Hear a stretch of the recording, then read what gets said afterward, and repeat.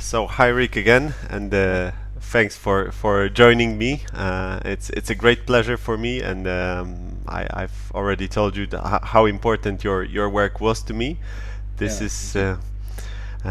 this is the first interview that I'm doing for my website, The Men in the Oh, Zone, and yeah. So let me introduce you briefly, unless you want to introduce yourself.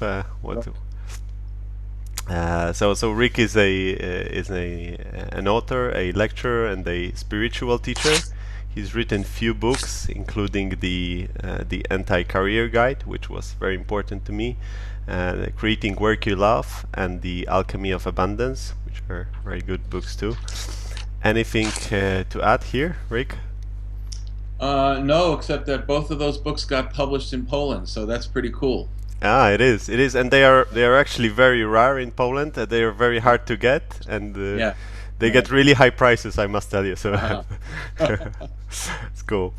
Okay, Rick, I've been there was this thing in your book that got me really interested, and you got to Harvard. You started studying at Harvard, and then you somehow it was obviously very prestigious, and apparently it was quite a big challenge to get there. But then you broke out, and you were driving taxi for 9 months. Yeah, Yes. could you tell me a bit? Could you tell us a bit more how this story develops and how you ended up? Well, it had to do with meeting somebody. Mhm. When I was at Harvard and I was walking through the hallway and I heard this voice coming from a room Uh huh. and the voice attracted me. Mhm. And I went in the room, and there was no body. There was a tape recorder playing, and it was Ram Dass who was giving one of his early talks. Mhm. Ram Dass had been a professor of psychology at Harvard, Mhm. and he was one of the first professors to actually get thrown out of Harvard, Mhm. along along with Timothy Leary for the LSD experiments they were doing. Mhm. Mhm.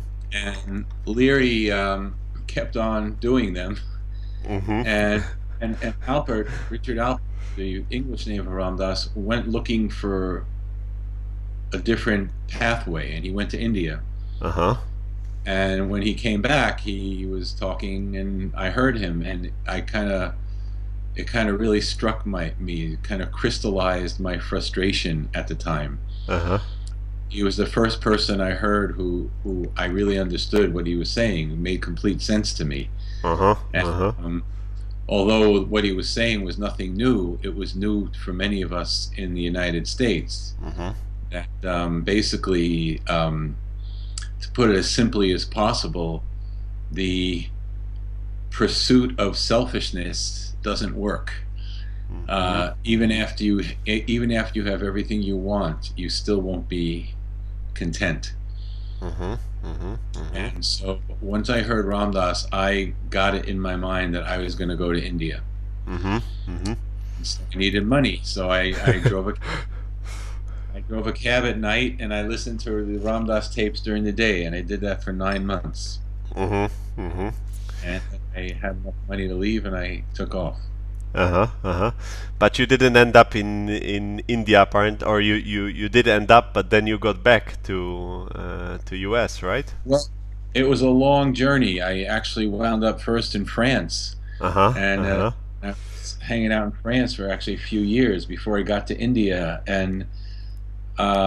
But in India, I discovered a kind of awakening of a memory of something that felt really right for me. Mhm, But and when I talk about creating our career and our life, there's the path of the conscious mind and the path of the unconscious mind. mhm. And I like to say that the unconscious mind is doing about 80% of the work. Uh-huh, So, so consciously, I wanted to stay in India for the rest of my life. uh-huh, But my unconscious made it very clear that that wasn't going to be the case. And so I came back to the United States. uh-huh, uh-huh, uh-huh. And And by that time, I wanted to study. uh-huh, uh-huh. And in your teachings, in your books, there is this. Your voice is. It seems that you're quite rooted in our Western world, but so you brought something from there, but still you emphasize the importance of being a good citizen and and being. Well, the poet Gary Snyder, the Pacific Northwest uh, post-beat generation poet, once said that Mhm. the mercy of the East is the inner revolution, and the Uh-huh. mercy of the West is the outer revolution. Uh-huh. Uh-huh. And ideally, we want to put those two together. Mhm. Mhm. Mhm. That's very nice. That's very nice. Okay, so in your books you discuss the idea of doing the work we love, and also you're quoting the Rabindranath Tagore, who says that God Uh, respects me when I work, but loves me when I sing. when I sing, yeah. Yeah, and so what are the key components of making our work, our singing? So how do we make the work that Well, we love? okay, I have to first just let you know that I wrote those books quite some time ago, Uh-huh. and my thought process, my understanding has, I believe, changed or deepened a bit. Uh-huh. Uh, and the irony of all this is that there's nothing you have to do. Uh, Uh-huh.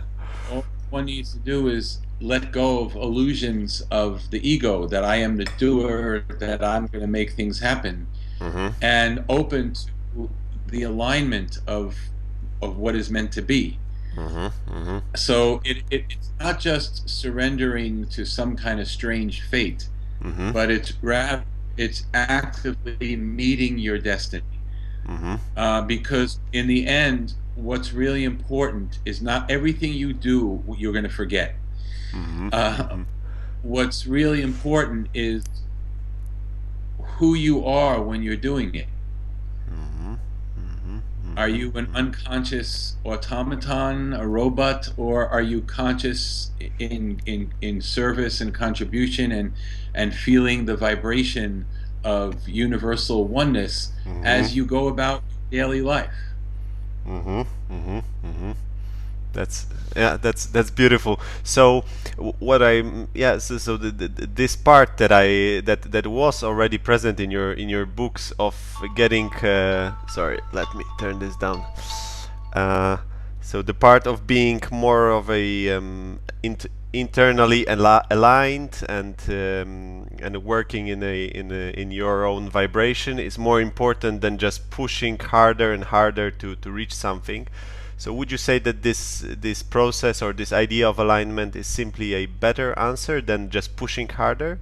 Because it seems that Well, sometimes in of life course. pushing harder works for I don't know, for some time, but Well, there's one way to look at this. I mentioned this in the Alchemy of Abundance. In Chinese medicine, hmm. they talk about the yin will and the yang will. Yeah. And like the yang will is push, push, push, Uh huh. and the yin will Uh is huh. let things happen. And the idea is to balance them. It's not that we want to be passive and not be active, Uh huh. but we also want to have a sense that what we're doing is aligned with a higher power. So it's this, the Chinese call it being in the Tao. I like to see it that way. Uh huh. There's a Uh huh. time when it's appropriate to push. There's a time when it's appropriate not to. Uh The question is to be in the right place at the right huh. time. That's what I call alignment. Uh huh. Uh huh. So yeah, the people that I want to reach, and this is also based in on my experience, are those people who are overachievers, who are really ambitious. They want to achieve, they want to get somewhere, they set goals. But so I think it, especially for this type of people, it's a really big challenge to know when to push and when to let things happen and So I think what's helpful in that situation is the Buddhist concept of upaya, or skillful means, which is you have to reach people where they are. Mm-hmm. So Mm-hmm. if people are achievement oriented and pushing, Mm-hmm. then you don't tell them to stop, Mm-hmm. but you tell them like to really think about what the goal is that they're trying to achieve, and what is maximum achievement, and what is this phrase, in the English language, United States Declaration of Independence, there's this phrase, the pursuit of happiness. Uh-huh. You know, Uh-huh. what is the real, you only have so much energy in life, so what's worth, put it in business language, where are you going to get a good return on your investment? Uh-huh. Uh-huh. Uh-huh. Uh-huh. For example, uh, when some people are not aligned, they work very hard, but they find bosses who are either sadistic or illusory, or just Mm-hmm. not really looking after their best interest, and they waste tremendous energy. Mm-hmm. Uh, and it's, if they were just clear about themselves, they would align themselves with companies and leaders who are more clear and more aligned. And all this has to do with having a sense of your own power. Mm-hmm. You Mm-hmm. see, Mm-hmm. no one can take your power away unless you give them permission.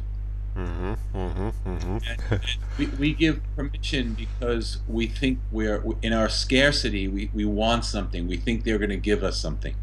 Mm-hmm. Mm-hmm. Mm-hmm. And a teacher of mine once told me, anything that can be given to you can be taken away.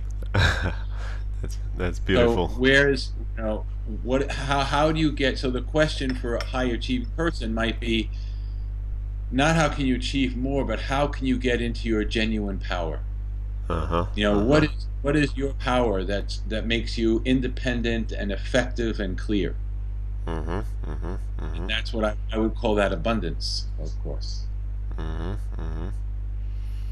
That's that's very nice. In this process of alignment, how important is the higher purpose behind something? Because there's a higher purpose behind anything. The banks, they give us mortgages so we can buy the houses that give us shelter, and everything has a higher purpose. How important is it to this process of alignment? How do you see it? That's a really good question. Yeah, I don't think a higher purpose necessarily has to be conscious. Uh-huh. Um, but um, But let's imagine in a very down-to-earth situation, there is a company of 1,000 people, and the people behind this company, they try to align themselves, their employees. They want to be value-driven company. all right. How? So rather than purpose, the word Mm-hmm. I would use would be vision. Uh huh. Uh huh. What is the vision of the company? And in many ways, you could say a vision is the highest purpose you can imagine for the company. Mm-hmm. Mm-hmm. What gets you up in the morning? Why are you building this company? Why are you going to work? Mm-hmm. And the clearer that can be, I Mm-hmm. think the clearer we can be. Now, we are in a historical period Mm-hmm. that is kind of like a in between. Like Mm-hmm. there's something being born. We don't know what it is. Mm-hmm. I'll tell you what it is we are, whatever comes after capitalism is what's Uh-huh. being born, but nobody knows. No one knows what that is yet. Uh-huh. Uh-huh. And the answer is not be angry and fight against capitalism, Mm-hmm. because it's like that's like fighting against the water that you're swimming in. Mm-hmm. Mm-hmm. Mm-hmm. But Mm-hmm. rather, we want to see the evolution of economy and purpose from like the age of kings and feudalism to Mm-hmm. capitalism. And Mm-hmm. then the question is, what's next? Mm-hmm. Mm-hmm. So you get some people like this guy John McKay at Whole Foods who talks about conscious capitalism. That's Mm-hmm. one way. Mm-hmm. But the real question is, um, at the end of the day, when you stand before whatever you stand before, your conscience, yourself, God, whatever your thing is, Mm-hmm. you have to account for what you have done. Mhm. Is it going to be enough to say I sold a lot of cars? Is it going to be enough to say I sold Pepsi Cola? I remember I once met somebody who was a Pepsi Cola distributor in Warsaw, Mhm. and Mhm. his first line to me, the first thing he said to me was, "I bleed Pepsi Cola." Well, at the end of the day, is that going to be enough? Uh-huh. So a really good question is whatever you do, whether you're a carpenter or a business person, Mhm. if you really think about, and this is really, you have to be very careful of this about this. Mhm. When I say what is the highest purpose of my business or my work, it's not some idealistic thing. Oh, it's to save the children or something, because that's just that's Mhm. your guilt. That's your, that's not. It has to be Uh-huh. something. What really gets you excited? What's going to allow you to break through your inertia and your doubt and your Uh-huh. hesitation? Uh-huh. Uh-huh. So, there is a time in a person's life when doing the best means working as hard as you can and making as much money as you can. Like that might be where somebody is at. Mhm. Um, Mhm. I don't, I don't see anything wrong with that Uh-huh. if that's what you are. Mhm. But Mhm. I do say if that is who you are, the time will come, I guarantee it, when you will know that it's not enough. Mhm. Mhm. Look at all these Mm. people, the Gateses, the Carnegies, the Mellons. They all Mhm. had to give away their money because it wasn't enough just building big companies. Uh-huh. Uh, Uh-huh.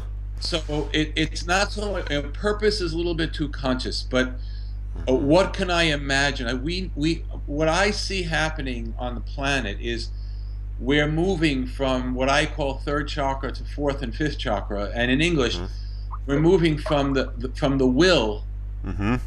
to respect of all people and diversity, and from there to accessing imagination and intuition, Mhm. as opposed to simple rational thought. Like it's the next Mhm. step. Mhm. So Mhm. Einstein sitting there imagining in the patent office, relativity. What can you imagine as something that's worth really, what makes you excited to get up in the morning and put your energy into that? Mhm. So it's Mhm. not so much changing your work to me, it's expanding the consciousness of what your work can be. Mhm. Mhm. Mhm. Mhm. Okay.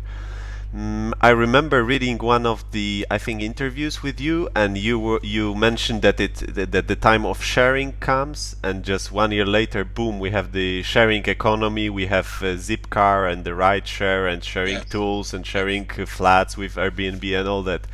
Can you see? Yeah. Can you see something? Can you see what's coming next in the next years? Because Well, this is still new. It's still happening. It's yeah, yeah, expanding. yeah. It's Um, but I think it's gonna move from, once we get comfortable with that kind of movement, mhm, um, work is going to get a lot more interdimensional, kind of like cell phones, like mhm, smartphones, mhm, and mhm, I think the big companies are going to be over. mhm, You're going to mhm. have people getting together for projects and Uh huh. then getting together with other people for projects. Uh huh. Uh, Uh huh.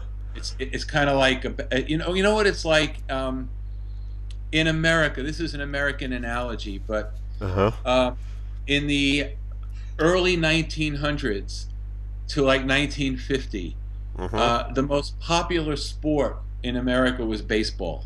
Mhm. Mhm. And baseball is very corporate and very slow, and everyone has a role and very organized. Uh huh. Uh huh. Then around the 60s to, you got the popularity of football. Mhm. And football is very aggressive and Uh huh. achievement Uh huh. oriented.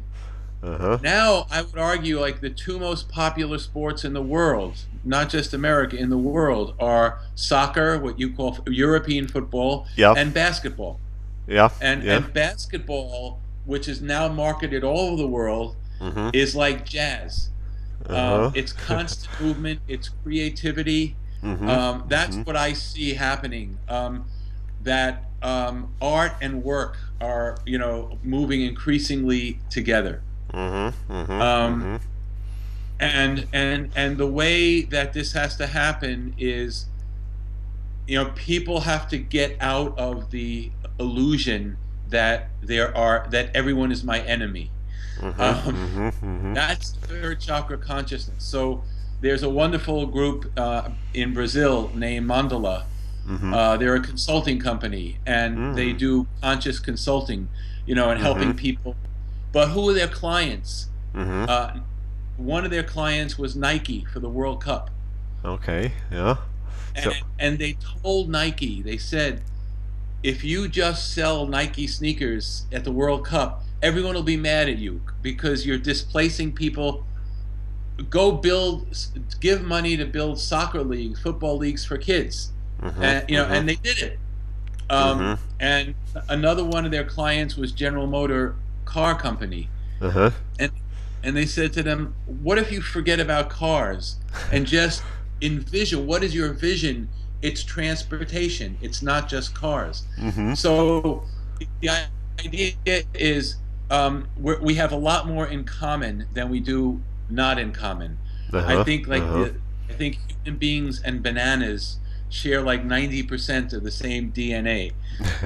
So we're going to learn despite ourselves. It's not it's counterproductive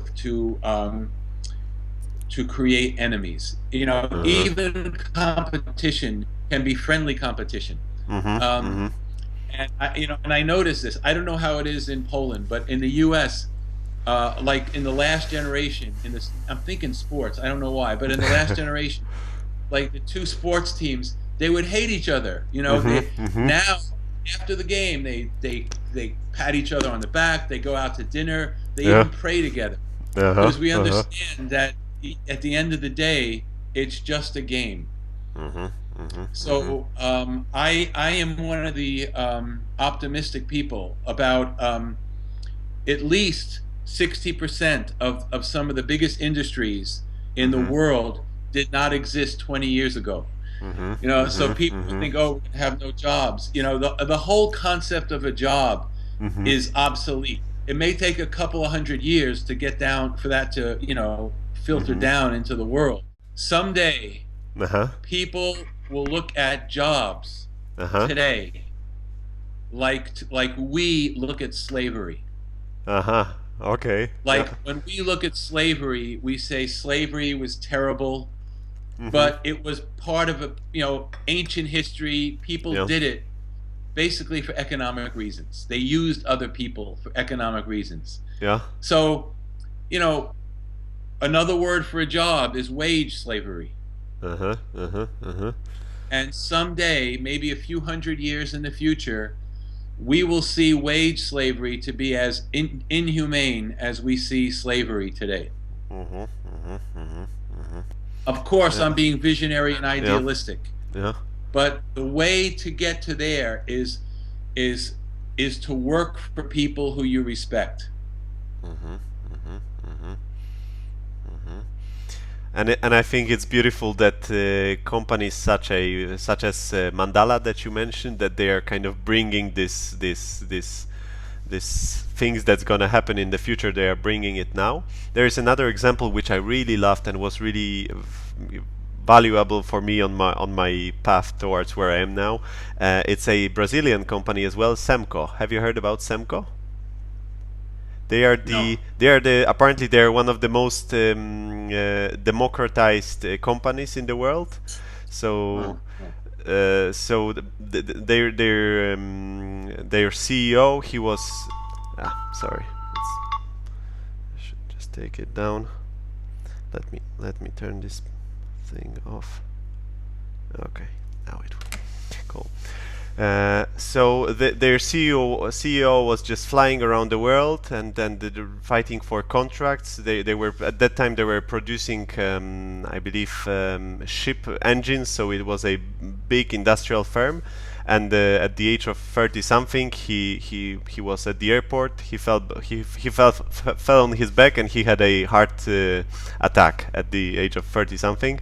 So when he woke up, the doctor told him that either he is gonna stop or he needs to prepare a coffin for himself, because it's a one-way road.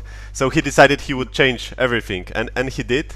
So to cut the long story short, he gave all the power to the people, to the frontline workers.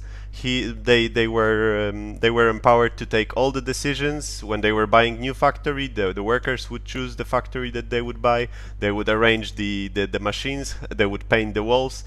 Everything was in their hands, and the company in the Brazilian economy, which was quite turbulent, it was growing and growing and growing, and at the end, the CEO, he let the employees open their own micro companies that would be cooperating with Semco, but also were allowed to cooperate with the competition. And so a beautiful example of Yeah. that. And now there are groups of executives from all around the world traveling to see how SAM cooperates and trying to and getting inspired by that. That's awesome. Yeah, that's very Uh, good. That's very awesome. hmm. Um, Okay, I'm thinking because we're flying quite high and we're quite visionary. But I'm just wondering what if there are any. Well, firstly, I must say I appreciate your style and the way you write, because there is no silver bullet things in your writing. You know, right. life is too complicated, and there is no one single thing that we can fix to get successful or happy or anything like that. But I'm just wondering if there are any quick fixes, if there are any techniques that you use for getting more out of your day, and then and getting better. And Well, as you said, yeah, as you said, there are no quick fixes. uh-huh, uh-huh. However, Mhm. there is, let's go back to democracy for a second. Uh-huh. I was a graduate student at Columbia University when the Tiananmen Square incident happened in China. Mhm. And there were a bunch of Chinese students who came into there was a forum, and they were going, we want democracy now. Uh-huh. And this Professor Theodore DeBarry, who was my teacher and a dean of Confucian Studies at Columbia, he said something very unpopular, but I think very true. He said, democracy won't work right now. And Uh-huh. they said, what? What would you? And he said, democracy only works when people are educated, Uh-huh. when you have an educated population. Mhm. So for me, the most important thing that you can do to Mhm. develop your work in the world is to make a commitment to learning, to your own learning. Mhm.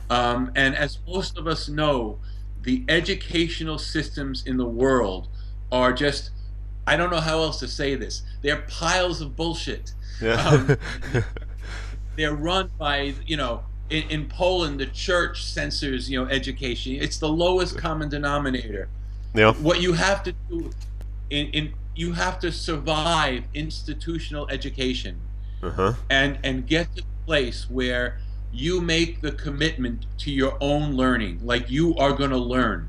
You're going Uh-huh. to spend your life every day learning. Mhm. When you learn, when you commit to learning, whatever your path is, whether it's learning machines, whether it's learning Mhm. psychotherapy, whether it's learning your art, but when you Mhm. commit to learning, for one thing, you never get old Mhm. because Mhm. everything's always opening for you. And the other thing is the forces kind of existence, they help you. The people I know who Mhm. have been most successful in their fields, chiropractors, professors, business people, Mhm. it's because they never say, "Oh, now it's finished." Uh-huh. Uh, they Uh-huh. say, they say, "No, I'm moving. I'm going to be learning. I want to keep learning." Mhm. Mhm. Mhm. The second thing, which I think is very important, and you just said it with the CEO of Samco, um, misfortune, difficulty, challenge, disaster, illness. Mhm. This is what actually creates vocation. Mhm. Mhm. It's a shamanic understanding Mhm. that the worst thing that can happen to you is also the best thing that can happen to you if you be open to it. Uh-huh. And people spend so much energy trying to protect themselves against this, against that, instead of just opening to life, where they'd have twice as much energy. Uh-huh. So Uh-huh. whether you have tax issues, whether you have whatever it is, Mm-hmm. The thing that bothers you is the very thing, is the very place where you can become a really powerful healer and helper.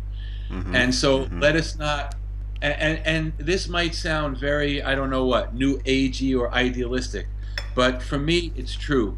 Mm-hmm. The greatest, the practice of abundance, which allows for the flow in your life, Mm-hmm. is the conscious practice of gratefulness.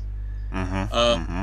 that whatever it is, somebody knocks on my door who I don't like, oh, Uh-huh. I'm grateful. This is a chance for me. Uh-huh.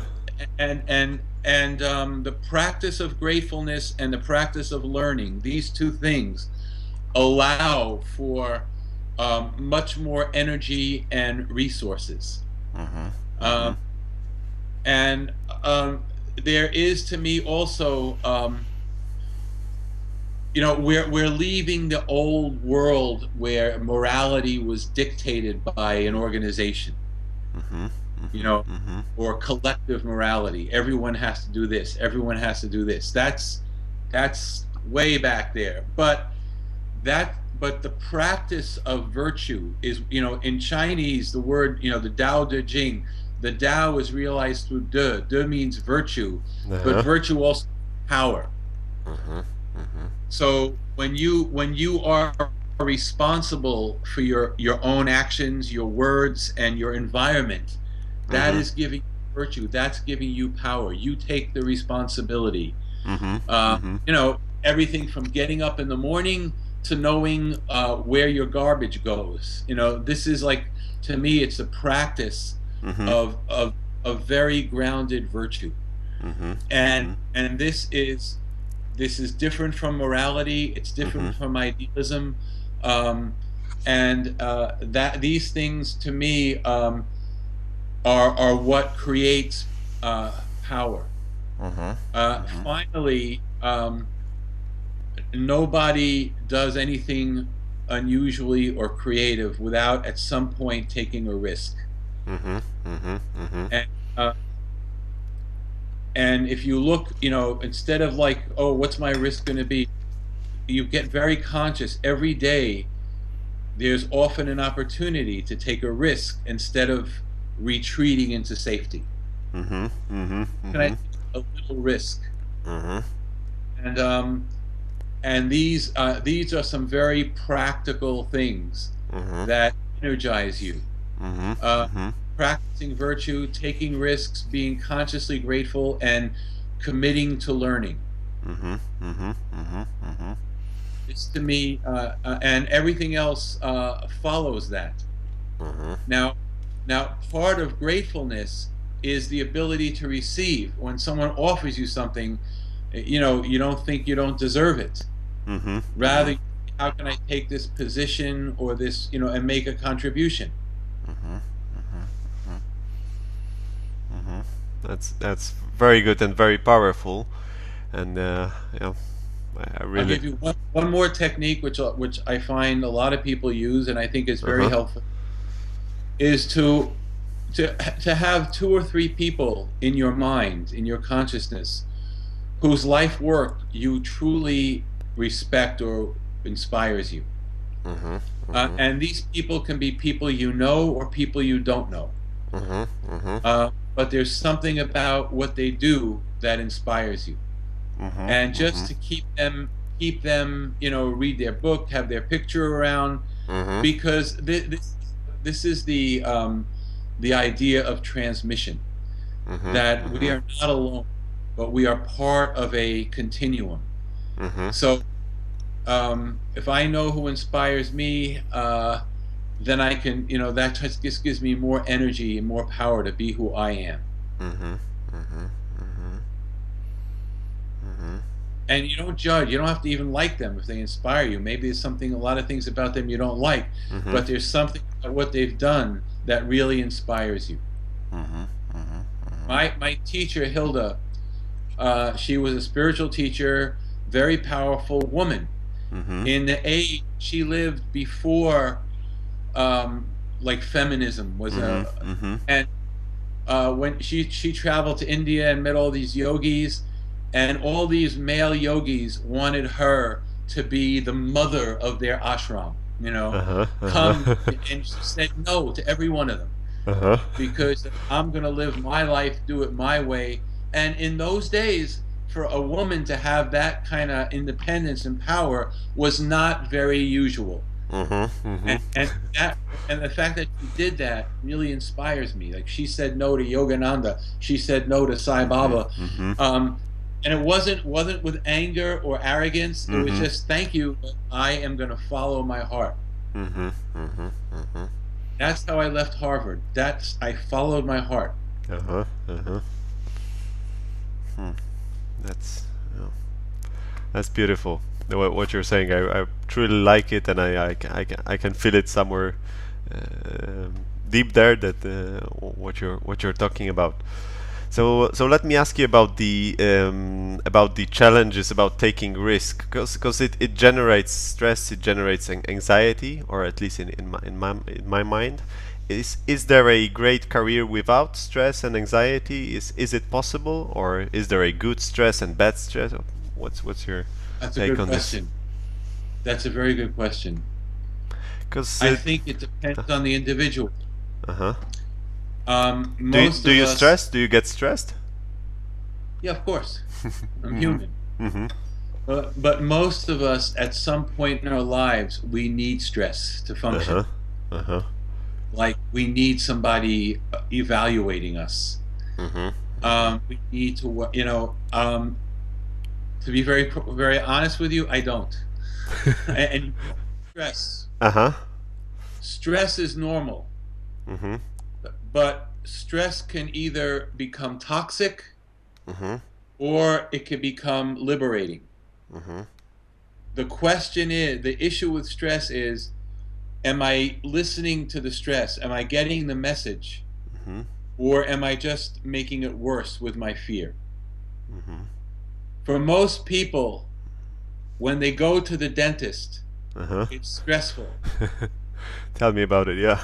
Getting your teeth drilled is stressful and it can be painful. Yeah. But how much of that stress is self created narrative and fear, and Mhm. how much of it is actually real? Mhm. Mhm. So, the question with stress, as with any challenge, is what am I learning from this? That's the question you ask yourself. When you're in a very stressful place, it's what am I learning from this and what is it asking me to, to do? Mhm. Mhm. So you don't make the same mistake twice. You learn from it. Mhm. Mhm. Mhm. I think stress can be normal and helpful at certain times in our life, Mhm. but constant stress is Mhm. toxic. Mhm. Mhm. You know, in the 1920s, I heard this, I wasn't there, but Stalin had this idea of, productivity. Yeah. So he wanted to eliminate weekends.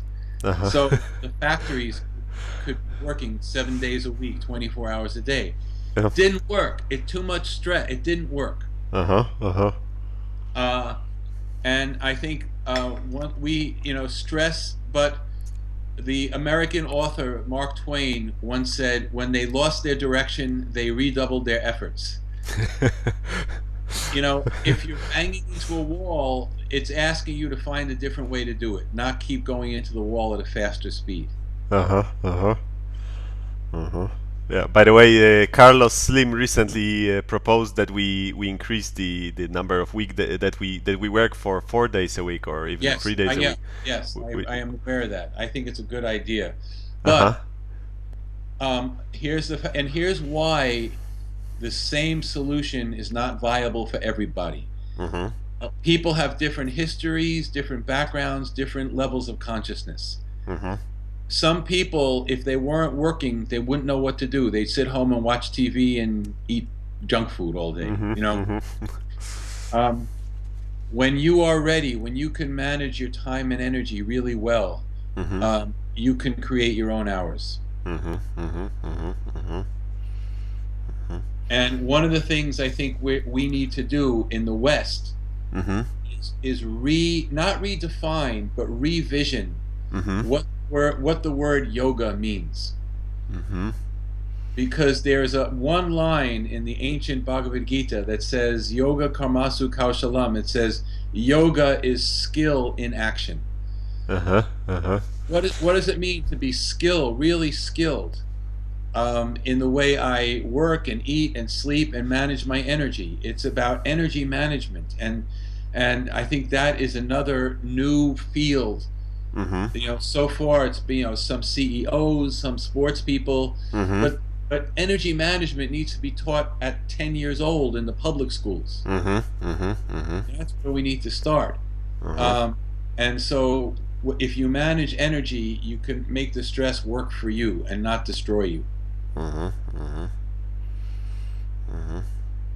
Yeah, I think what you're talking about is another dimension of productivity, and if we look at Pareto, the distinction 80-20, I think it's the 20 that we're focusing on now, because there are lots of techniques on how to reduce the emails in your inbox and all Right. that. But what you're talking about, I think this is really profound stuff, and the challenge here is to actually learn to teach that, and especially to 10 years old when we Yeah, get there. well, the funny thing about the profound stuff is it's very simple, just no one wants to do it. For example, the simplest thing in the world is to teach people to keep their feet on the ground and breathe through their feet. So Mm-hmm, they're mm-hmm. That's the present, practice of grounding, right? yeah, so Mm-hmm. they're present in their body. It's Uh-huh. very simple. Anybody can do it. Uh-huh. Yeah. But it's too simple for most people because they don't want to be present yet. Mm-hmm. Mm-hmm. They still think there's something out there. Mm-hmm. Mm-hmm. What about pushing harder here? Like, force? Would it make sense to, let's say, I want to learn to meditate? I will. I know it won't be pleasurable in the beginning, but I will make myself do it for the 21 consecutive days. Does it work, or not in the long term? What's your I think it opinion? works. It works if your goal is aligned with your spirit.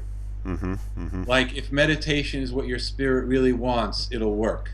Uh-huh. But But if meditation is just a fantasy because you think uh-huh. it'll make you cool, it won't work. Yeah, yeah, yeah. Makes sense. Makes sense. Okay, you wrote an inspiring post on digesting your day that we Yeah. often cannot or not cannot. I don't want to. You don't. Well, that we don't digest our days fully. What do you mean by digesting, and why it is so important? You think? Well, I'll give a physical analogy. Uh-huh. In some systems of medicine, Ayurveda, for example, they Mhm. say that disease is caused by ama, which is undigested substances in the body, undigested, which Uh-huh. becomes toxicity. Mhm. Mhm. If you don't have a good digestive system, you have more and more toxicity. Mhm. Well, the same holds true for information. Mhm. You, Mhm. you receive so much information during the day, so many activities. Mhm. If you don't have a way to digest that, it stays in your consciousness Mhm. and and becomes heavy and becomes a weight and becomes resentment and becomes all kinds of things that do not let you be at your best. Uh-huh. Uh-huh. Uh-huh. Uh-huh. Is digesting the conscious process, or it's about getting unconscious about it? I What's the think I practical see it part? as both. Uh-huh. Um, I think one of the sad realities in contemporary life is that people eat while they're moving. Uh-huh. Uh-huh. They eat in the car, they eat fast food, and they don't take any time to digest their food because they're moving too fast. Yeah. And in the end, this is counterproductive. Mhm. Mhm. Mhm. So the first thing you need to digest a day is time. Mhm. Ideally, the day should not just be one time. That different times of the day are different times. There's a Mhm. time to be Mhm. relaxed. There's a Mhm. time to go forward. There's a time, and to really respect the different textures of the day. Mhm. Mhm. Mhm. That and that helps you digest. Then there are some conscious processes you can do. Uh-huh. One of them that I do is a simple visualization. At night, I just scan my field, Uh-huh. which is my body, my mind, everything that happened during the day. And the visualization I use, I notice if there's anything stuck to me like a hook. Mhm. Just Mhm. like a hook in a fish, Yeah. Yeah. Yeah. And I just imagine myself taking the hooks out and watching them fall on the ground. Uh huh. Uh I huh. take Uh a huh. deep breath, I feel a lot lighter. Uh huh. Uh huh. So I'm giving my nervous system the suggestion not to hold on to things I don't need to hold on to. Uh huh. Uh huh. Okay. And this is your routine. You do it regularly. Hmm. Uh huh. Would your days be quite similar in the structure, one to another, or? No, no, because that's another point. Uh huh. Different days have different energies. Uh huh. Uh huh. Monday is the moon's day, it's a dreamy day. Uh huh. Tuesday is Thor's day, it's very active. Uh huh. Wednesday is Mercury's day, that's the letter writing day, things like this. Uh huh. Uh huh. So I try to respect the days. I can't do it perfectly, but Mhm. I knew one person who was an artist, but also an inventor. In fact, I wrote about him. He invented lasers, Mhm. Mhm. certain types of lasers, and he used to tell me that in the morning before he got up, he'd just lie in bed and imagine, like, let the day configure itself, like see what the day was going to look like, Uh and huh. then he'd get up. Uh huh. Uh huh. Okay. Okay. I'm Now, asking. Yeah. if you have kids and you have to take them to school every day, that's your day. Yeah. You're grateful for it. Yeah. Yeah, I'm asking this because there is recently many people started writing about the morning routines of some famous people and how, I don't know, somebody every day would wake up and I don't know, start writing immediately or have a free espresso cafes and then and but then I was trying to follow it, but then I realized the more routine I get and the more structured my morning is, for instance, the less space I have for feeling myself really, and and getting what the world is bringing to, and understanding what the world brings to me today, and so there is this trade-off between those two things, at least to me in my experience. Yeah. Uh, So again, it's a question of following your own heart, being true to yourself. mhm, Like, mhm, just for whatever it's worth, mhm, my own routine is just the opposite of that. mhm, mhm, Like, I won't give you any details, not important, but I get up at around 6 most of the time mhm, in the morning, and I don't really start my day until 9, 10 o'clock. mhm, mhm, mhm, mhm. So those morning hours are very yin, very Uh-huh, precious. uh-huh, uh-huh, uh-huh, uh-huh. Okay. Let me ask you this probably last thing that I've got on my mind. There is this idea of slash careers, and I believe there was a book called like this. Basically, the idea says that there are more and more people who are accountants slash jewelry maker, or that more and more of us do few things in our professional lives.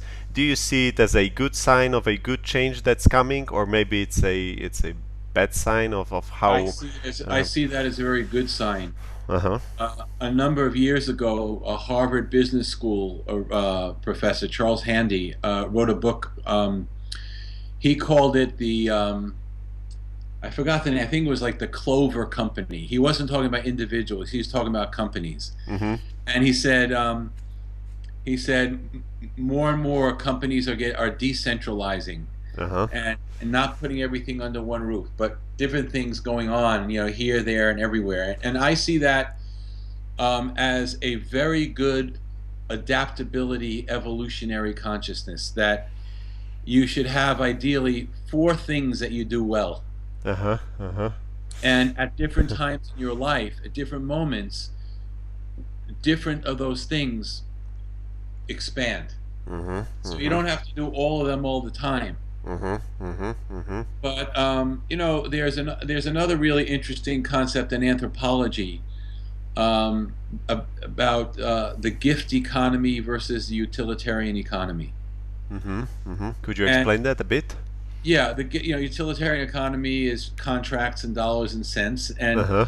the gift economy works around, you're giving things. It's a custom, it's an obligation. When you go meet a teacher in India, you always bring something. Uh-huh. Uh-huh. Uh, and one question that always comes up for me with artists is, how can I make money doing my art? Mhm. Mhm. And maybe the best thing is not to make money doing your art. Uh-huh. Uh-huh. Some of the great American poets, T.S. Eliot was a banker, William Uh-huh. Carlos Williams was a doctor, Wallace Stevens sold insurance, Uh-huh. I think Mary Oliver was a waitress. The idea is that maybe your art is not supposed to be marketable. Maybe it's Uh-huh. supposed to be your pure expression, Uh-huh. and something else finances it. There's nothing wrong with that. Uh-huh. Uh-huh. So I favor the slash kind of career, Uh-huh. except I think you should have like more than two slashes. Have a few things. Uh-huh. Uh-huh. They're all related, and trust like the universe, like what comes up at the right time. And this is what I meant by learning, by constantly learning. Mhm. Mhm. Mhm. Your learning will always open you up to new skills or new dimensions of the same skill. Uh-huh. Uh-huh. Mhm. Okay. So so let's say you're working with a client who has a well-paying corporate job, and but suddenly he feels like expressing himself or herself and wants to kind of get something more artistic to the world. Would you suggest and obviously this is a very it's oversimplification, but Right. would you suggest a pottery class, or would you suggest looking for ways to express him or herself in their current work, in their daily job? That's a good question. Just for effectiveness sake, I like people like this to start doing something that's not part of their job. Uh-huh. Uh-huh. But what happens is if they find a creative venue, Mm-hmm. it often then moves into their job in an oblique way, not a Uh-huh. direct, but an oblique way. And the most famous example Mm-hmm. is Steve Jobs studying Yeah. calligraphy. Yeah, yeah, true. And they became the fonts that we all know and love. Uh-huh. And when he was studying calligraphy, he had no utilitarian idea of that at all. Yeah, Just what yeah. he wanted to do. Uh-huh. And then he connected the dots backwards, right? Backwards, yeah, you Yeah. can connect them backwards. So the abundance is to have the trust Uh-huh. that you don't need to connect the dots ahead of time. Yeah, that was a, and probably still is, a big challenge to me, perhaps the biggest in my pursuit. So one more question popped up in my mind. There is this idea that we should find the work that is our passion, and that there is this one thing that is pre-built in our mind, and we should find it, and then we will be happy for forever. But then there is another thought, and there is this book by Cal Newport, So Good They Can't Ignore You, which says that we actually need to get good at something first, and then when we are good at it, it often becomes our passion. That it often gives us this fulfillment and joy and all that. What's your take on this one? Well, I have a different view, a third view, Uh huh. which is that goodness, passion, energy, happiness, freedom are inherent in your nature. Mhm. You don't have to do anything or go anywhere Uh huh. to discover them. Uh huh. And when you open to that, to the truth of your own nature, it will overflow into your work and your life in the appropriate way. Uh huh. Uh huh. So there's nothing to do. Yes, if you love something, or if you're attracted to something, you'll automatically get good at it. Mhm. Mhm. Mhm. But I don't feel there is one thing that you have to do in this life. That's Mhm. a very Protestant notion of calling. Uh huh. Uh huh. Um, my feeling is that, especially since we're living much longer than our ancestors, Mhm. that there are many different things we can do in this life, and they're all good. Mhm. Uh, and it's all about growing in generosity, freedom, and openness. Mhm. And whatever you need to, when you commit to learning, when you commit to your truth, when you commit to being who you are, then everything unfolds from that. Mhm. Mhm. Mhm. Well, I would finish here because it's a very powerful ending, Okay. and I want to thank you so much, Rick, for joining me. To me it was a fantastic conversation, and Yes, I'm really Kevin. happy. I totally enjoy your energy, and I hope some point maybe we'll meet in Warsaw.